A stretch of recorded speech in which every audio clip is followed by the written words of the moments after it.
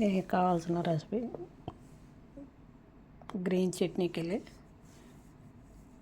ధనియా పత్త, అల్లం కొద్దిగా లహసన్,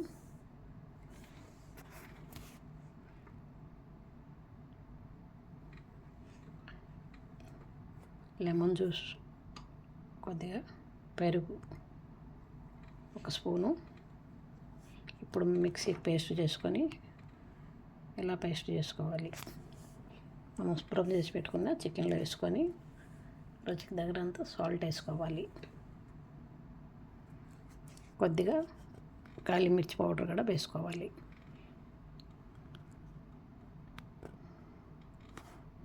ఇప్పుడు దాన్ని బాగా మ్యారినేట్ చేసుకోవాలి.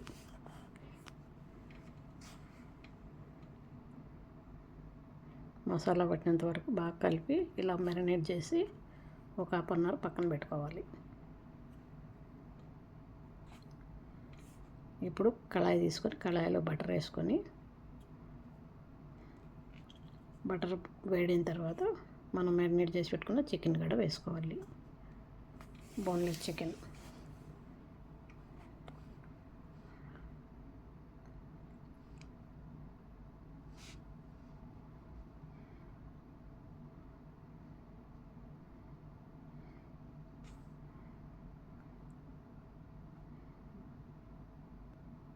ఇలా సిమ్లో పెట్టి ఉడికించుకోవాలి. దీన్ని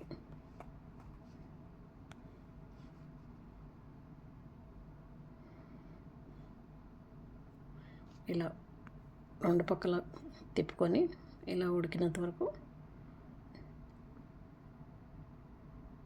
మూత పెట్టి ఇంకా 2 నిమిషాలు ఉడకనివ్వాలి. ఇప్పుడు ఇలా బాగా ఉడికిపోయింది. దీన్ని ఒక ప్లేట్లోకి సర్వ్ చేసుకోవాలి.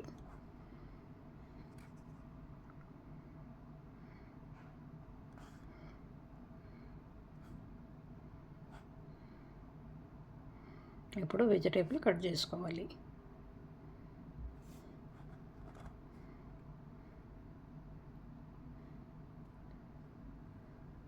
వెజిటేబుల్ కావాల్సిన మష్రూమ్, జుకినీ, బ్రోకలీ, క్యాప్సికమ్, ఇవన్నీ వెజిటేబుల్ వేసి బాగా స్టిమ్ చేసుకోవాలి.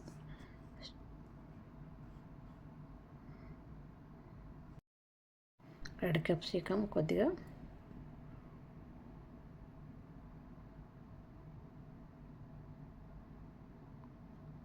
ఎల్లో క్యాప్సికమ్ కూడా వేసుకోవాలి.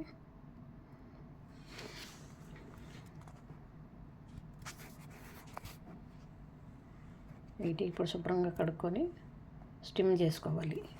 స్టిమ్ చేసుకొని కొద్దిగా బటర్ వేసుకొని కళాయిలో బటర్ మెల్ట్ అయిన తర్వాత ఈ వెజిటేబుల్ అన్నీ వేసుకోవాలి.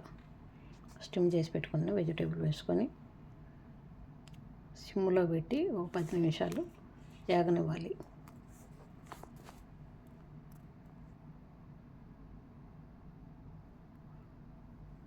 కొద్దిగా లహసన్ కూడా, తెల్లగడ్డ కూడా వేసుకోవాలి.